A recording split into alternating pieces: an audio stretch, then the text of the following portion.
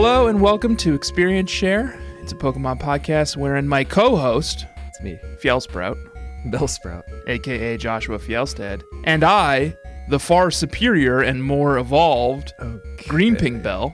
Well, it's Weepinbell, but I'm the Pokemon Master here. You're the Pokemon Amateur. I beat you last week. Because you outleveled me, and I had to explain to you how Safari Zone worked. God, people. The amount of text I had to send Josh this week just to explain how Safari Zone works. Well, this Safari Zone is a mess. It's kind of interesting. We'll get to it later. It's a wreck, but it's a little bit more engaging than Kanto. I'll give you that, but I would probably argue it's too engaging. A little bit too much for you? Yeah. This is a Pokemon podcast wherein we play through each Pokemon game, gym by gym, week by week. We are currently in Season 4B playing through Pokemon Soul Silver and Gold, Heart Gold. Heart Gold, Soul Silver. Yeah. I played Soul Silver, and since I'm the superior one, I'm Greenping Bell.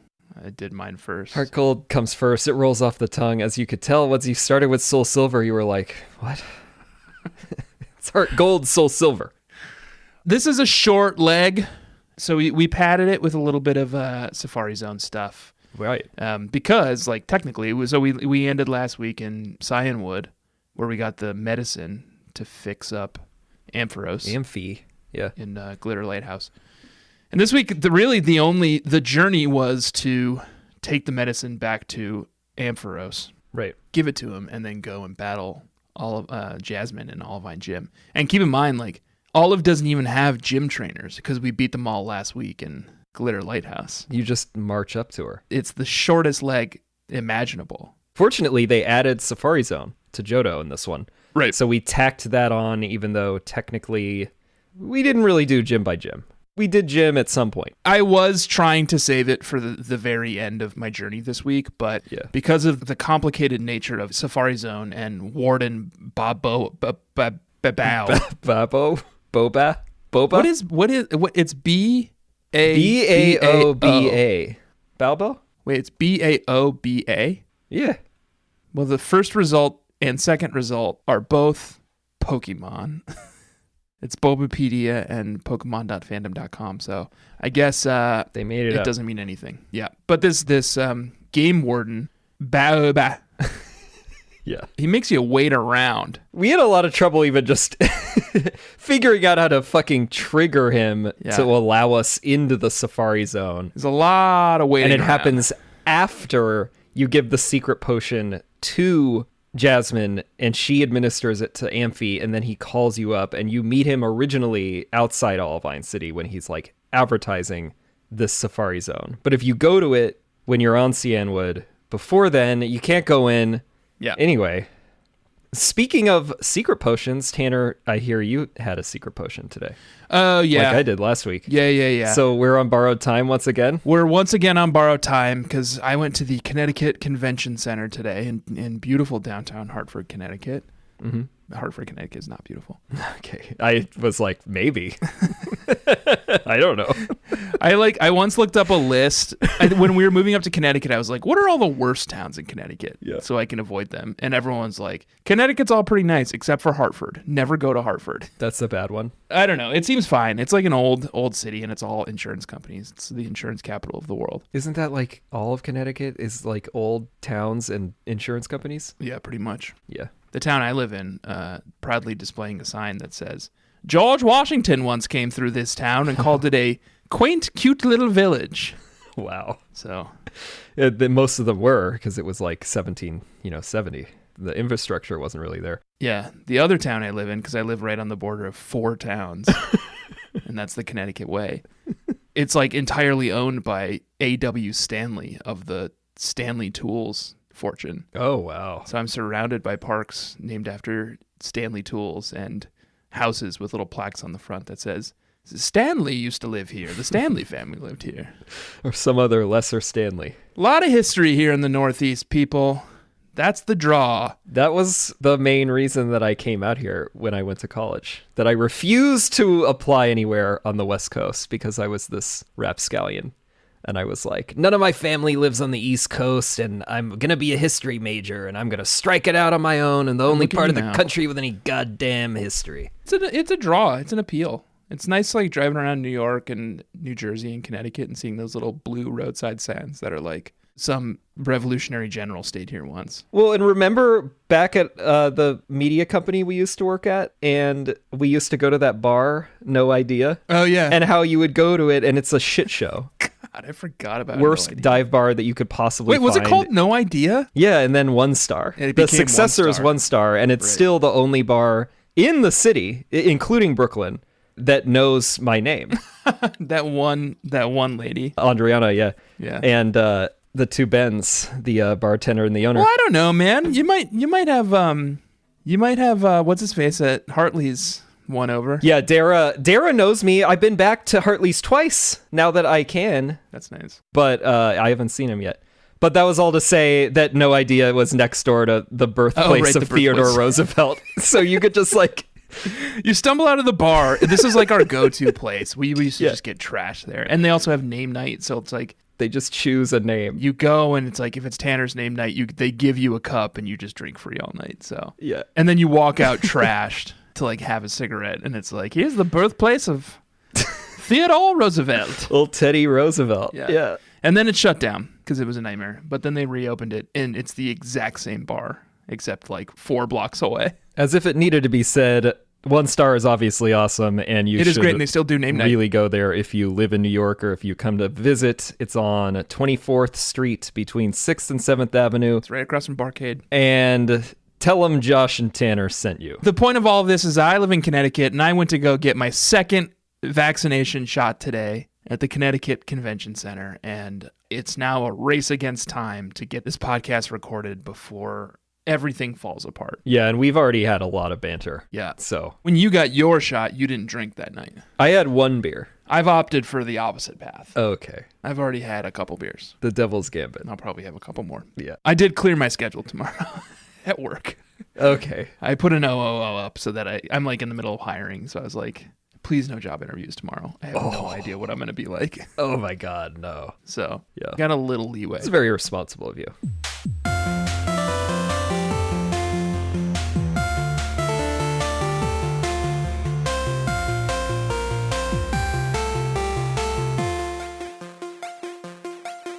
This is a short leg. As we said, we started in Cianwood. Yeah. We took on Freak. Chuck. He's into water sports, yeah. We both beat him. Talked to his wife. You remember that's his wife outside? The one who gives you fly? Yeah. Is it really? I remember her in Gold and Silver having something saucy to say that was like, you know, my husband and I, we used to travel all over the world, and we don't get to do that anymore because all he does is train and hang out with Pokemon. But maybe you can. And then she gives you the fly. My wife probably feels the same way. We like rushed home from our friend's house tonight, and I was like, "You have to put the baby to bed. I have to program my we team could have into showdown." We could have recorded a different night. No. Dive down to the pharmacy, the only pharmacy in all of Johto, as we discussed last week. Yep. To get the medicine for Ampharos. Fly or surf your way back to Olivine City. Crest the Glitter Lighthouse, which luckily now has an elevator, so you can just go right and up it to goes the top. straight up to the top, yeah. Give Jasmine the medicine. She gives it to Ampharos. He wakes up. He's feeling great. He's loosing his light upon the mighty seas. Yeah. And Jasmine says, I'll see you at the gym. Yeah. And that's it. I think you get a call from Baoba Baoba. basically immediately. We had so much confusion about when Baoba... This dude, he's so hard to pin down. I was fucking cross-checking, like, Cerebi, Bulbapedia, like, all of them, to try to pin down how all this Safari Zone stuff gets triggered. Just took me keeping my Game Boy open on my desk all day for us to figure it out. But this one is, you leave Glitter Lighthouse, and you get a call from Baoba saying, the Safari Zone's finally open. Please come back. Then you have to fly back to Cianwood, and you go over to the west side of the island, and you can finally... It was under construction, and then you can enter through this cave, which is the, like, cliff edge gate. Yeah. And there's, like, a receptionist. And then, let's talk about that receptionist for a moment. Oh. Okay. Because she's not a trainer, but she is my trainer danger because she's up to some nonsense. You're flinging those things out.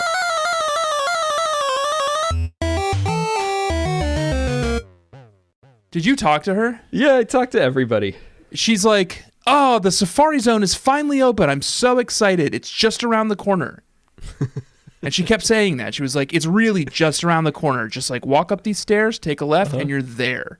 Yeah. And she just kept emphasizing that. It was like, okay. And it's like climbing up the interior of a mountain, too. I know. It's also like... It's not stairs. It's like the longest path to the Safari Zone I've ever seen. Like, you have to go through a bunch of routes. You have to fight a ton of trainers. Like, it takes forever to get to the Safari Zone. And I get that that's the joke, but it's like, fuck you, lady. Awful customer service. You could kill someone. This place just opened up and you're already misleading guests. What are you trying to do? What are you trying to do? Is this like a saw trap that you're putting on me? Offer some soda or like water or something? Or the elevation, because it seems like it's high cliffs, you know? Oh, yeah. All of a sudden, you're just a body buried in the snow that like other hikers are walking by, and they see your neon jacket because you died in 1992, trying to summit this crest. Right. And they can't move the bodies. It's too high. She probably just rolls them down that rock climb little stone thing that goes right into the water. Oh, that's a good idea. Because this cliff edge gate is technically a catchable area, but we can't go into the area where there is catchable mon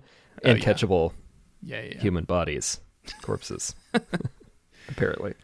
So your options are to kind of wander the cliffs a little bit. The path forward is that there's a little cave entrance, and inside the cave is an old man, and there's a ladder on either side of him, one that goes up and one that goes down. And you can go down and surf around a little bit, and that's where I caught my Pokemon in this area, Seal. I caught Seal, too. It must be common. I thought I was like, ooh, Seal. Me, too. I used a repel because I was trying to, like, dig up something spicy. And then there's waterfalls, which you clearly, once we have access to waterfall, there's some juicy tender vittles up at the top of those waterfalls, but we can't do that yet. So back to the cave.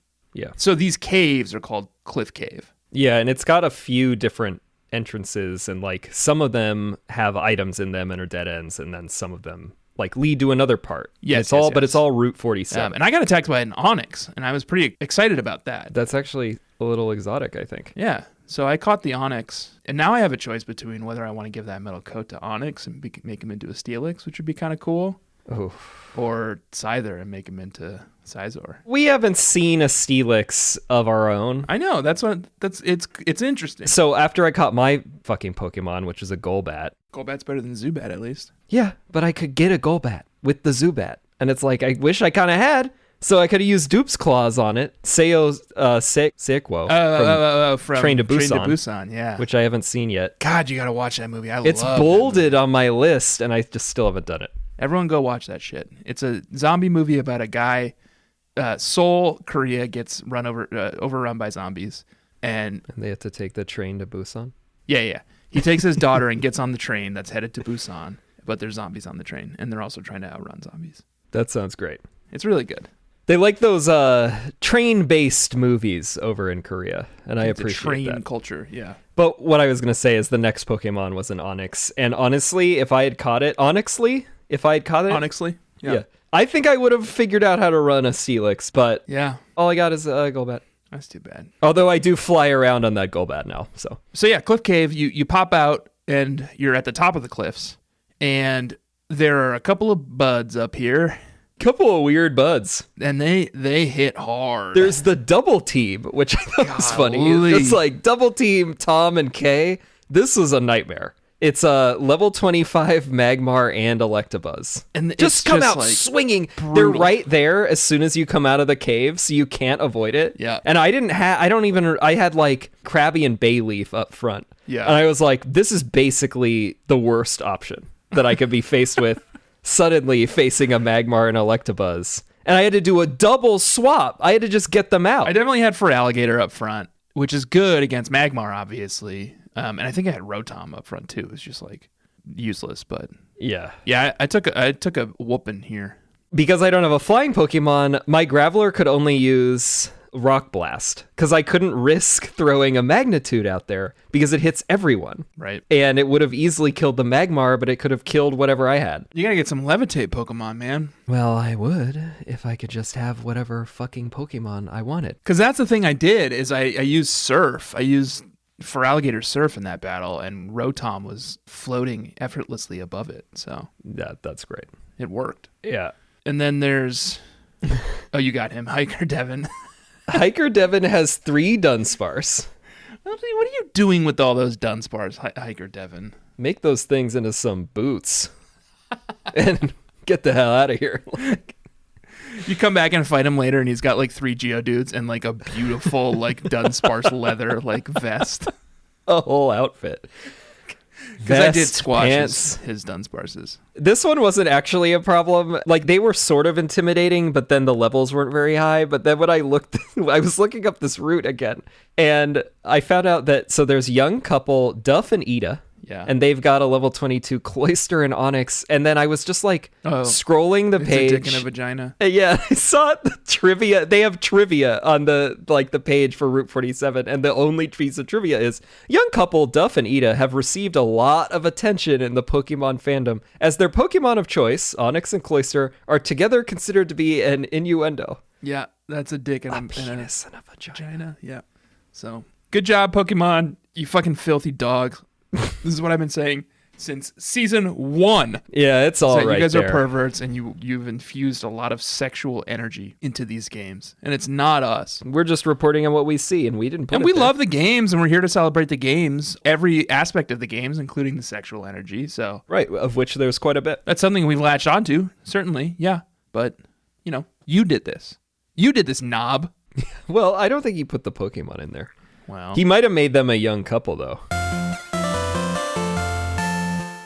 And then it's Route 48. Like, it's an impossibly long journey from the entrance to Safari Zone. Yeah, it's 2 routes. Safari Zone. She says it's right around the corner, and it's 2 routes. Route 48 is fairly brief. There's just a big patch of grass here where you can hunt some on. I basically lived here. I did I'll say. Ton of leveling here because it's a really short jaunt north to get to the Poke Center outside of the Safari Zone gate, so yeah, it's a good place to level. Was I happy with what I caught? No. Who'd you catch? Tauros. Now you've got a Tauros. I named it Vern, which is a pet of yours. A dog? My old dog, yeah. It seemed kind of like a Vern. Yeah, he was like a big boy. He was a big boy. Yeah, he was a big boy. Yeah. Vern was. R.I.P. Vern. He passed some years ago. We lives on in this Tauros. Yeah. But, the Tauros is probably never going to leave the box again. Likewise with mine. Hopefully not. I really have to be in a fucking dire situation. They suck. They seem like they would be cool, but they're not good Pokemon. Yeah. I caught a Vulpix. Oh, so jealous. This place was teeming. It was, again, like I ran into a fucking Growlithe, like right after that. Vulpix is part of the team. Her name is Save a Fox. Straightforward. www.saveafox.org. The purpose of this website is not for any kind of profit. It is to educate people on the suffering of an animal that is perpetuated by the fur trade. Join with me in helping save this beautiful animal. I do not breed my foxes. I only rescue them and take care of any health issues, spay or neuter, and find them good homes. So that's saveafox.org. And the me there was not me. It's whoever runs that website. Okay. The timing of catching a Vulpix could not have been more perfect for me this week. Yeah. Heading into a steel gym. God, yeah. So I spent a ton of time in Route 48 just leveling this Vulpix. You saved that fox. Yep. But there's other fish to fry in this patch of grass in Route 48. Josh. Uh-huh. And while I was leveling, while I was grinding, one of them attacked me several times, and it is my You Make Me Barf Pokemon of the Week. I know who it is. You know him. You love him. It's Gloom.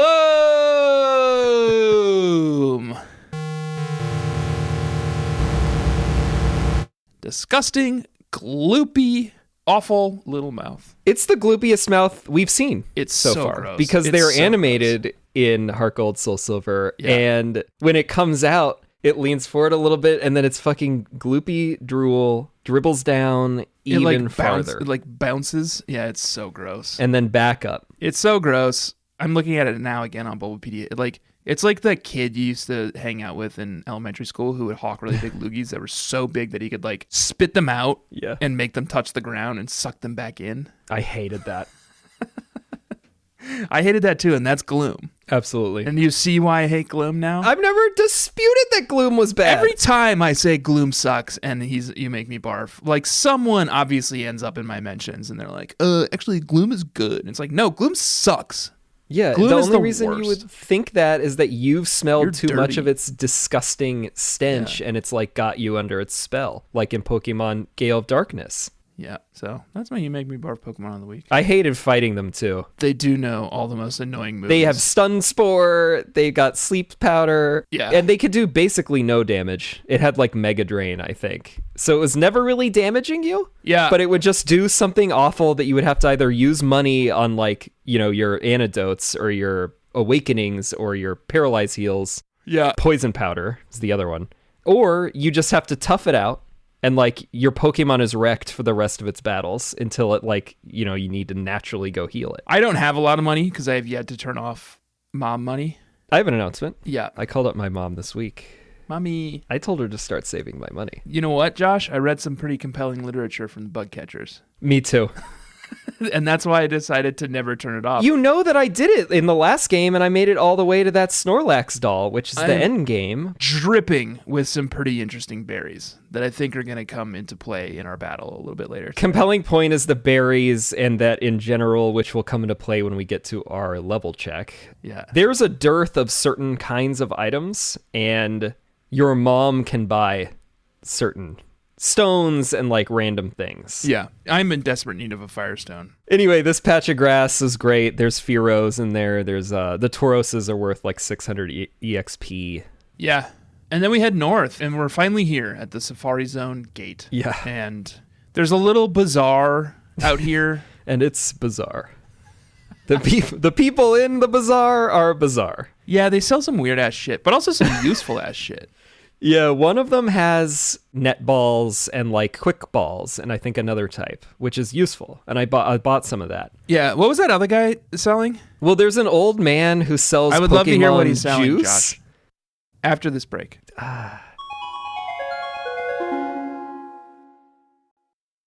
Welcome back, bug catchers. Welcome back, Josh. You were going to tell me about some of these freaks who have set up camp. Their little like.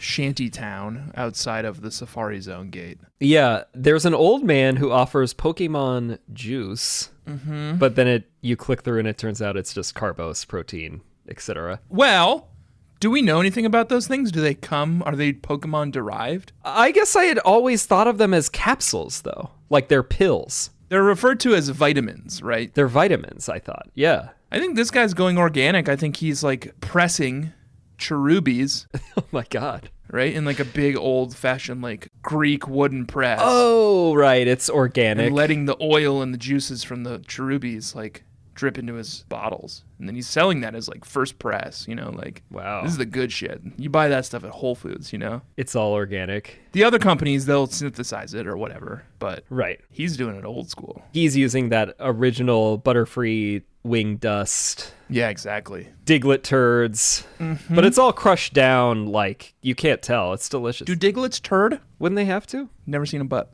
Earthworms poop, don't they? Well, I don't know. You're saying Diglett is an earthworm? Is it not closest to an earthworm? A mole. Yeah, but we don't know what the rest of its body looks like, and I still assume it's basically like a worm body. I can't quite remember what happened in Mystery Dungeon. Did we see its feet? Oh, you're right. The Magnemite, I think, confirms in Pokemon Mystery Dungeon that it has feet. Yeah. But it could have a big worm body and then it's got some feet back there. That's horrifying. Moles are kind of like that. I don't know what moles are like. We have mole holes all over our backyard. They've just got a big, long body, and then they have a couple of feet back Diglett there, too. appears to be based on artificial mole used, and this is Joshy's Facty. Joshy's Fun Facty.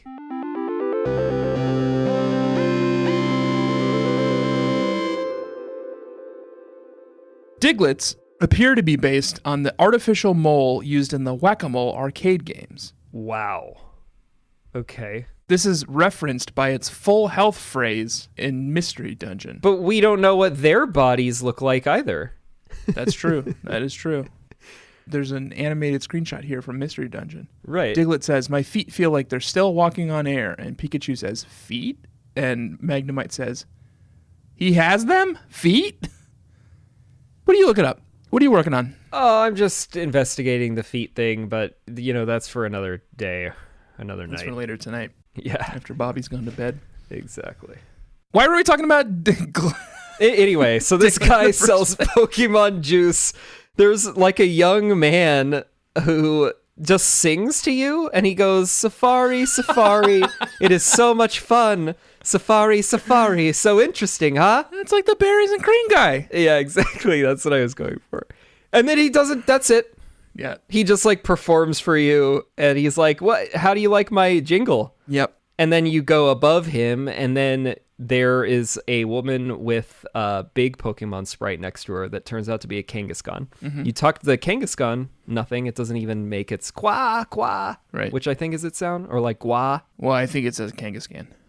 You ever seen Pokemon? That's what they do. They don't all do that. Okay. And from what I recall interacting with Kangaskhan's before, I think that they call like you a like qua. They call you Honey and Shug and stuff like that. Yeah, that's right. Yeah, sorry. But then if you talk to the woman next to the Kangaskhan, it's a bunch of ellipses, and then it just says in parentheses, I am not a talker. I'm like, what the fuck? Which I guess is like our interpretation of the ellipses. Like, I don't know how to read those parentheses, What is going on in this bazaar? I don't know. Just like travelers, Yeah. Maybe they're circus people. Well, I did try to catch a Pokemon here that I should talk about. Oh, I did catch a Pokemon here. Because you can only headbutt. Via headbutting, yes. Yep. Do you want me to go first? I'll just bang mine out. I got Ladybug. Cool. I'll literally never use it. Yeah. Boxed and forgotten. On to Josh. I was hoping maybe this was an area that had Heracrosses, so I did it. I got a Spinnerack, I got like 3 Hoothoots, and then a Pineco.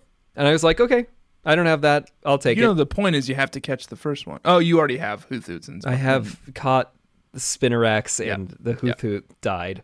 I should have just taken the fucking Hoothoot, because this Pineco, and I had brought Kanye West the Butterfree out because I knew they were around they'd be around the same level, and I could sleep powder and catch it easily, and use sleep powder. Yep, perfect. Pineco wakes up the next turn, and then it used self-destruct. Pineco knows self-destruct? Yeah, and it was level fucking 21 or something, and my Butterfree's level 19. Oh no. 1-hit KO, and its kill count. Josh, Kanye's been with you from the fucking get-go. Yeah. Bug catchers have all been like, keep Kanye, keep Kanye, keep Kanye. Yeah, well, I've been bringing Kanye out. I know. For encores to help me catch Pokemon. Jesus. And this is like when real Kanye tried to start his own church in Wyoming. There we go. Yeah, I was trying to think of what's the fucking joke here. Just self-destructed. Yeah, so R.I.P. Rest in Petals, Kanye West, Butterfree, level 19. Rest in Petals, Kanye West. And then it's, I guess, on to the Safari Zone. The Safari Zone. The entrance building to Safari Zone is a little bit bigger now. There's a few desks where you can go do things. And sitting at the grand table in the grand hall at the entrance of Safari Zone is Game Warden Bow. Bobo? It's sort of a confusing turn of events. He doesn't want to run the Safari Zone. He wants you to run it. It's like a Willy Wonka and the Chocolate Factory situation. Even though it just opened. He didn't really give it a try. Yeah. And based on the talent that the Safari Zone gate is attracting, maybe he's like, oh, this is not the clientele that I want. Yeah. It's a very sophisticated setup that he's made. Yeah. It must have cost literally billions of Poke credits. A fucking fortune. Absolutely. Yeah. So he says, welcome to the Safari Zone. I have the 6 areas of the Safari Zone set up for you. All I ask is that you go in, catch a Geodude. Oh, you're going to just start calling it Geodude now? Well, Geo. Geo. Please catch me a Geodude. He said Geodude. Oh, sure. Yeah, he's from somewhere else. The upper class. Yeah, that's how they say it. You there, boy. Catch me a Geodude. And I'll give you this park. Yeah. So you do. You walk in, you pay your 500 Poke credits, you get your 30 Safari balls, you walk in. There's 6 zones set up. You kind of walk into the bottom center zone. The bottom center zone at this point is the peak biome setting, Right. which I will explain more in a moment. The first Pokemon that attacked me was Geodude, and then it fled. I wandered around for a little bit, and I think I went into like the wetlands, I think. I didn't track this, and you did. Yeah. Like where I caught each one, but I caught a Marill first. Okay. That's I pretty guess good. we should say in terms of the Nuzlocke rules, what we did is that like with the Geodude and the other Pokemon, a Sandshrew that you eventually have to catch, is that like you can just catch those. You can't use them. You have to catch it to progress the story, so it doesn't count. Like as always, like story Pokemon don't count. So my first Geodude ran, and I ended up catching a different Pokemon here. Right, because that's not your, in that case, first encounter. But I eventually did catch the Geodude. I brought it out to Baoba, and he does this incredibly annoying thing where he's like, "Thank you. I will call you when I'm ready for you to take on the next challenge." Yeah. And this is where Josh got hung up. Well, you did too. I did too, but like I got hung up in a lot of different places. You with were the really Safari upset Zone. about it. So then it's unclear like what happens. You check in with him, he's like, "I'm not ready yet." Yeah. So you just have to wait. And then Josh told me it was going to be like 24 hours. Well, I read on one of these sites that it was like a quote unquote a day, which I presume is 24 hours.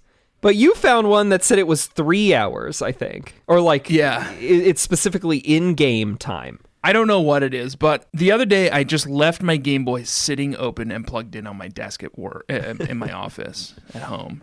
And I was super busy, but like, you know, if I had like 10 minutes, I would go in and just like fuck around, like do a little leveling on Route 48 or whatever. Yeah.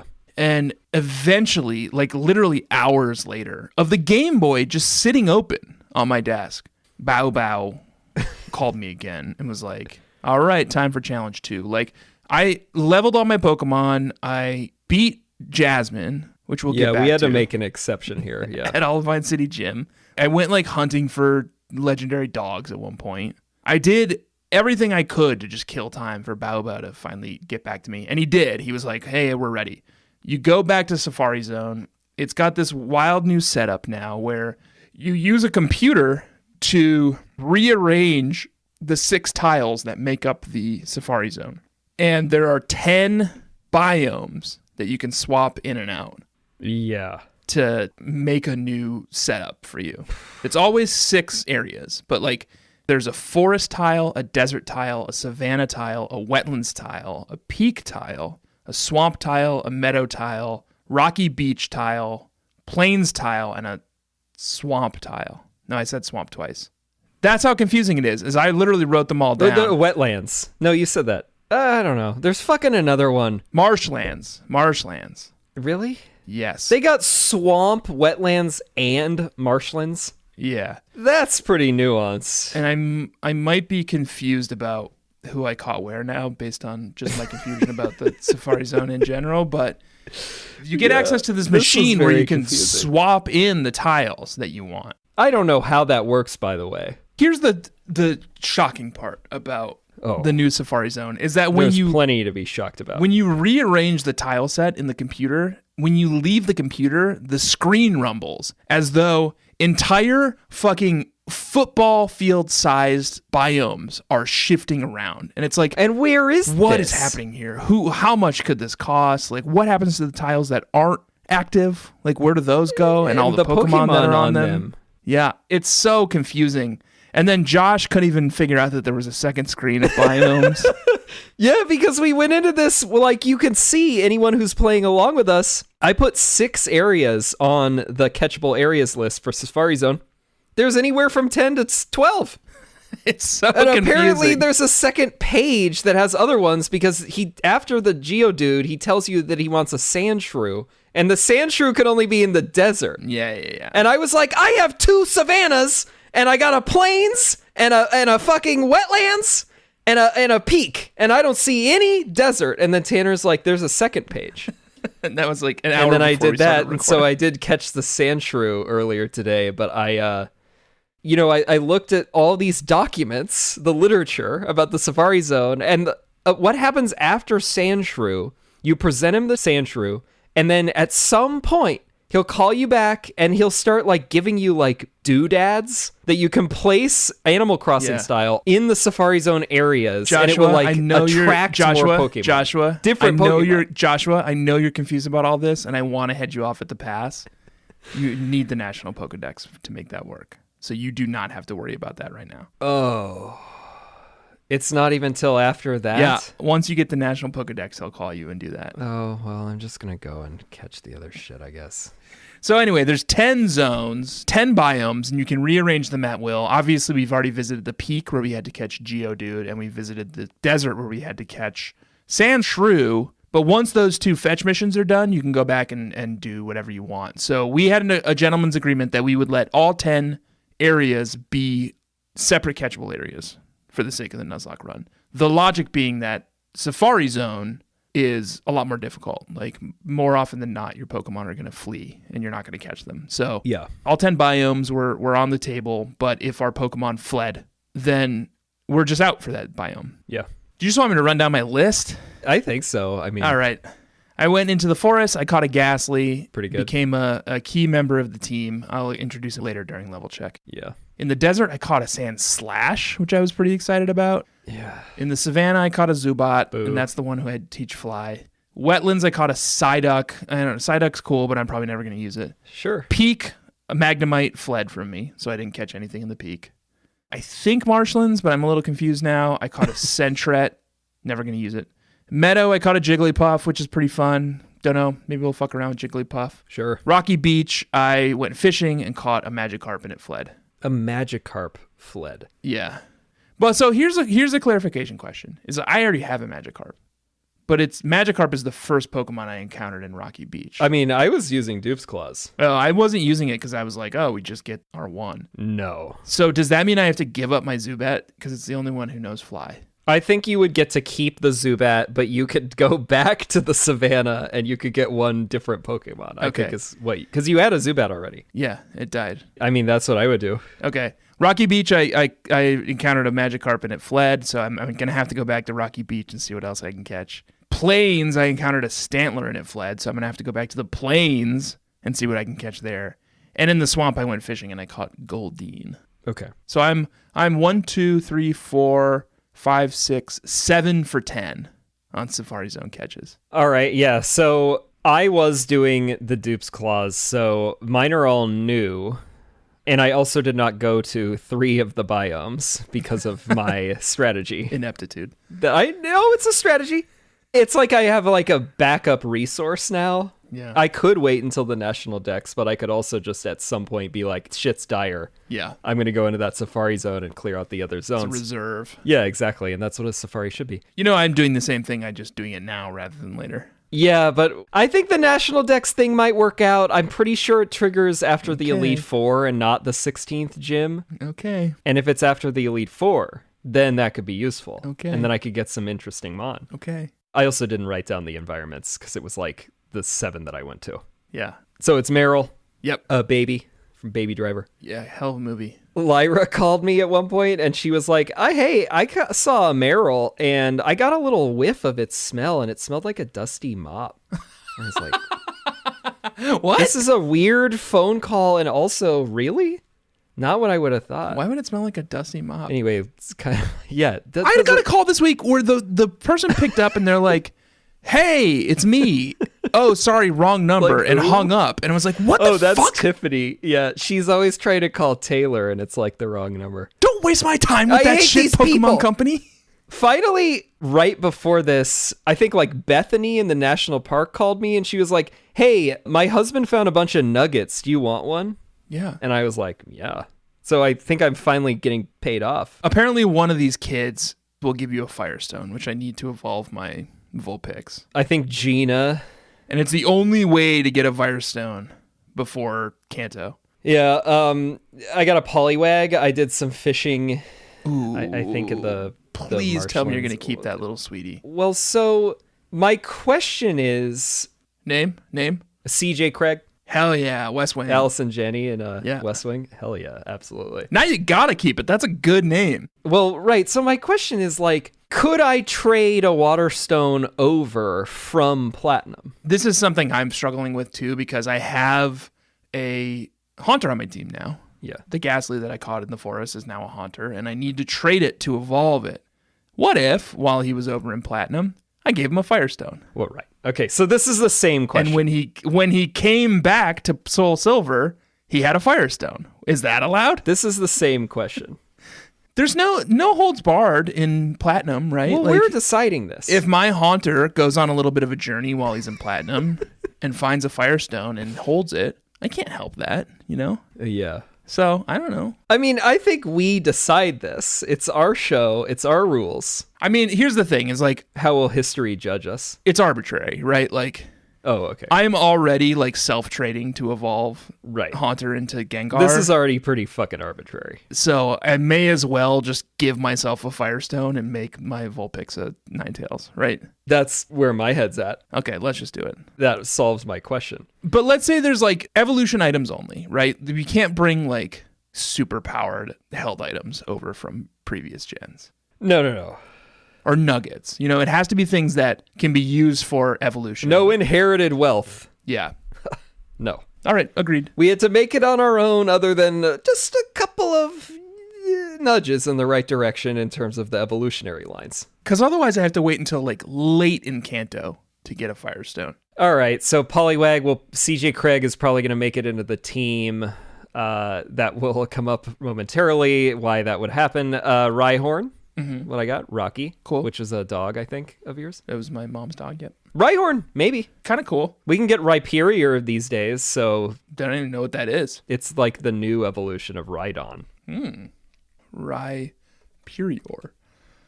Rhyperior is choice. I think it's cool. Because my thing with Rhydon and Rhyhorn is like, they're the exact same Pokemon except one standing up, right? Yeah. But finally they put some fucking effort into it.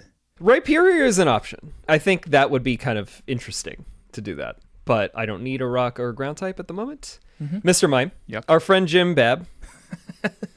In our Dungeons and Dragons games, Jim always plays something very strange. Yeah. He's a very sexually active fish man. Well, no. In the previous gen... No, I'm combining in the two previous of them. game, he was a very sexually active gnome who only had sex right. with plants, fruits and vegetables. That's right, yeah. Now he plays like a turtle man. Just like a dumb, like fish man. Yeah. So Mr. Mime felt okay. Yeah. And then Magmar. That was good. Yeah. That's rare. I don't have any fire Pokemon. It was going to provoke the same question. You need a Magmarizer, I think, to make it evolve into a Magmortar. But we've solved that with the stone question, I believe. Okay. Because I do have that in Platinum. Magmarizer. Okay. It's a held item again to trigger evolution specifically. Okay. Kaladin. Kaladin Stormblast. Kaladin. Okay. Kaladin. From the... Stormlight Archives, I think? Stormlight I haven't Archives. read. That's on my list because of you, but I have not done it yet. Great books. Very, very thick fantasy books. Thousands of pages. Each? Yeah, and there's 4 of them so far. Okay. Well, I'm almost cleared Dune, the first 3 of them. Those are very short.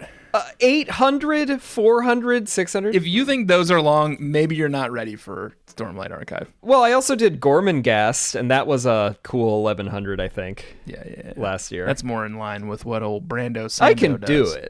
do it. It's just usually like Robert Moses and Winston Churchill and FDR biographies. Those are 1,000 pages. Yeah. And then Girafarig, which ran away, and Cubone, which ran away, unfortunately. That's a shame. Grapharig's kind of cool, although I don't know if I like his updated sprite in this game. It's just not, it's sort of like it's plain, you know, like toned him down. He doesn't jump out at me. Yeah. But I wouldn't have complained about it. Kubone's kind of cool. Yeah. I think I will be more interested in Cubone when it turns into that ghost type. What is that, Alola? Yeah, Alolan Marowak is fire/ghost type. Yeah, that's pretty cool. Yeah, agreed. I mean, that's what it should have been the whole time. So yeah, and then that's Safari Zone. Like, well, obviously we both have to go back and rearrange some tile sets a little bit, and maybe Josh is going to wait until he's got the national decks, which is insane to me, but whatever. The only other thing that I actually did while I was waiting I'm going to do it out of spite now. while I was waiting for Baboa to get back to me, I ran over to Olivine City Gym and took on Jasmine. Yeah. Or Olive, as I think of her. Yeah. It's the steel type gym. As we said earlier, like we already took on all her cronies in Glitter Lighthouse last episode. So there's not even any trainers in the gym. You just like the gym tries to trick you. Yeah. Like you walk up and they'll do the little exclamation point and walk towards you and you think you're gonna get into a battle and they're just like, "Hey, you schooled me back at Glitter Lighthouse. Good luck with Jasmine." They encourage you. It's like, okay. And then you just walk up to Jasmine and start fighting her. And she's got 3 Pokemon, 2 Magnemites, who I think are both level 30? 30?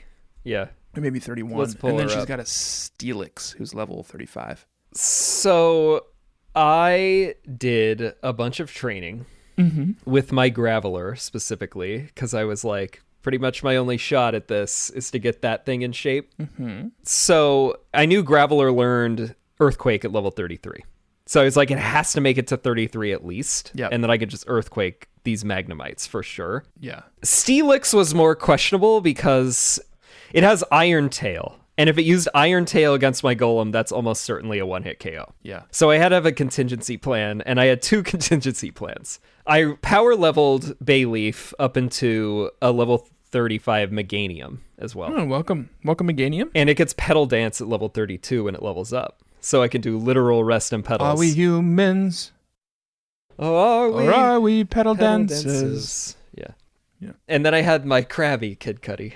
So who could do a couple of surfs, hopefully. The amount of people who swarmed our Menchies to defend Krabby and Kingler. Get fucked. Are you kidding me? This Mon sucks, although I will say this. Kid Cudi Krabby gave his life, so the rest of my team could live. Here I am speaking ill of the dead. Kill count is 4 for me, because that was my second one here. Krabby, I went into this thinking, I don't have time to level this thing. I don't really care. Honestly, it sucked the whole time, and fuck all of you who say that it's good. Yeah, fuck off. It didn't make it to a Kingler, and maybe things would have turned around then. I doubt it. But instead, what I chose to do is I flung the Krabby out against the Steelix. He got in a surf. He got the Steelix down to a little over halfway or just under halfway, and then the Steelix Citrus Berry triggered. So then it goes back into green. God, these fucking citrus berries. Then the Steelix just fucking wails on it with I think it was just an Iron Tail. Dead. Yeah. Krabby's dead. And then I flung out Meganium, though. And then Meganium is faster, and then Meganium throws out a Petal Dance, and then it's Rest and Petals, baby. Wow. I'm sorry about your Krabby. Not a huge loss, I'll admit. I was over it. Yeah. I was over it. I feel worse about Kanye. I wanted Butterfree to live. That was useful. Kid Cudi Also, was why are you killing off all the rappers I enjoy? What's your agenda? I'm not there? trying Kanye. I like Kid Cudi. I don't really care for Kanye West these days, but yeah, not anymore. One time I was walking home near Union Square and was about to get on the subway, and I hear this big commotion. And Kid Cudi had an album coming out. This was maybe 10 years ago. He had an album coming out, and he rented a bus and put a stage on top of the bus and was just driving around New York City performing the album. Hell yeah. And projecting music videos onto the sides of buildings. It was one of the coolest things I've ever seen in my life. That's sick. I was like, oh yeah, this is why I live in New York. Yeah. Yeah, it was cool. Well, R.I.P. Kid Cudi. R.I.P. The Krabby. Yep. And long live actual Kid Cudi. I was fortunate enough to catch a Vulpix before this gym. Yeah. I spent hours leveling it, and I was like, oh, I'm good. I got it to level 35. I was like, I'm good. I'm just going to go hit the gym. Does it still only have Ember, though?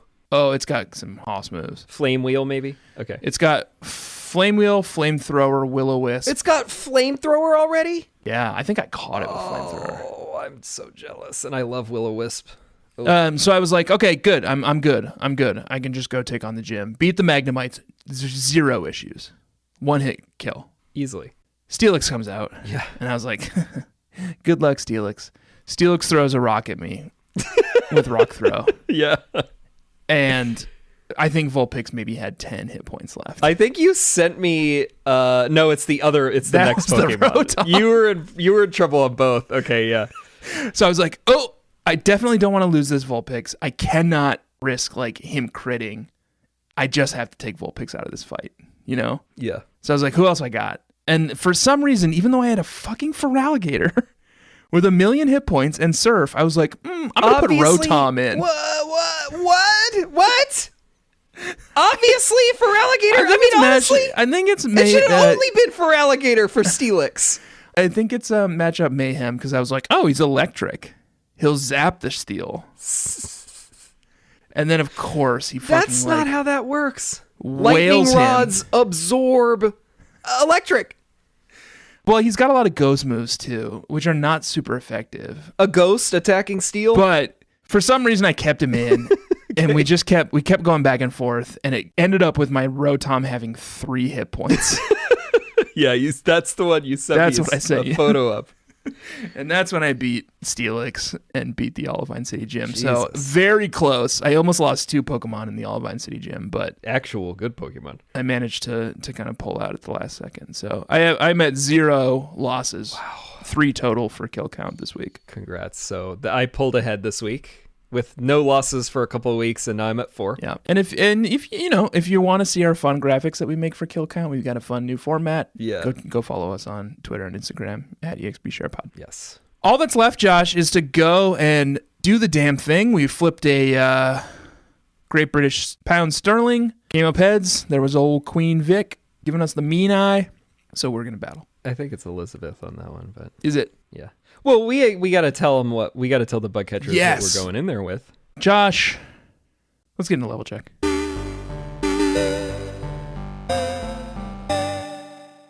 You want to check those levels? Well, you're in an unfortunate position. Yeah. Where your indecision has crippled you. Well, and my 6th Pokemon died last night. So you only have 5. And I wouldn't call it indecision as respect for my creative partner. And I wanted to run by the stone question. Yeah. And I'm not going to invest time in some Pokemon that I'm just going to fucking discard. Why would you? Although I guess I kind of discarded that Krabby. Mm-hmm. All right, I'll start. I have 5 Pokemon. Rosencrantz. It's Meganium. Yep. Level 35. Cute. Fred Van Vliet is now not only an Ampharos, level 32, but I have a Joshy's Sweeties correction on the Ampharos. Okay. I'm thinking this thing's a sweetie now.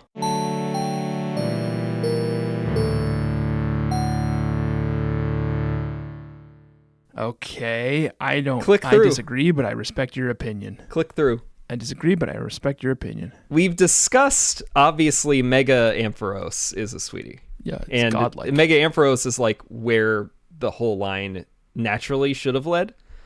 But the sprite in Heart Gold Soul Silver has a little smirk, and it opens up its mouth, and it like does a scream, shakes, and it's saucy. Yeah, and I actually think it is kind of sweet. I guess it's better than it has been. Yeah. Now look at where it's come from. I'm into it. Fire Red Leaf Green was a disaster. I don't think he's as bad as he was. I'm into it. I think it's grown into itself. I see where you're coming from. And I do do assert that it should always be a Dragon Electric, but I like it. What's confusing to me is like it's so clearly a sheep until this stage, and it's like, what is it now? It's just like a fully shorn sheep. I guess that's more like also a kangaroo / lighthouse.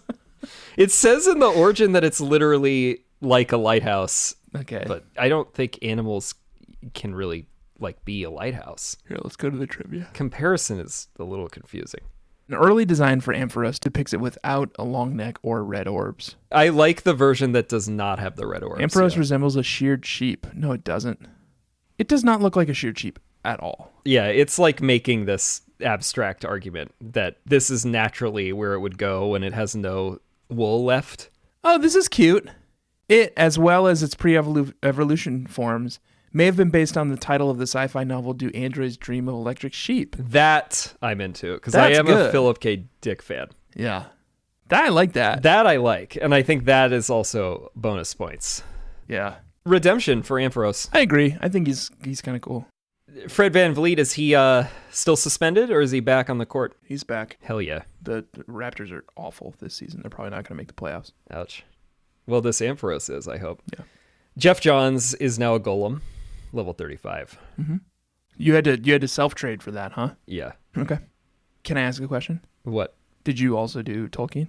No, I already had the Alakazam. Oh, okay. I had a Kadabra sitting around.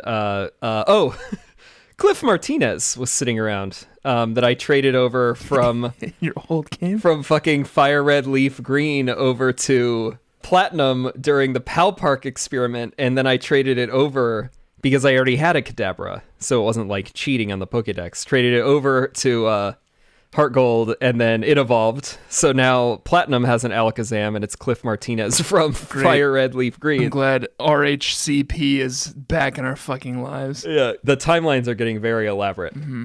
And then we've got Tolkien, Alakazam, 35. Wickrackram, Snover, level 33. So dire training this thing. Such a nightmare. I'm still surprised that you went with this. Almost dies constantly. There's multiple times basically every week where it gets like sub 10. So you have a box full of Pokemon, right? Yeah. Some of which are probably pretty high level from Route 48 or Safari Zone. Yeah. And what you've decided to do instead was just field 5 Pokemon. We only found out we were battling at like 6 p.m. tonight. I'm always ready. I'm always ready to battle. I could have just thrown one of these fuckers in here, but none of them are even in the close to 30. So they're going to get killed anyway. I didn't touch Scyther this week, and I went and leveled him for the battle. I think it's a little bit more interesting if I take you on with 5, and then maybe I pull it off anyway. Fine. We'll see.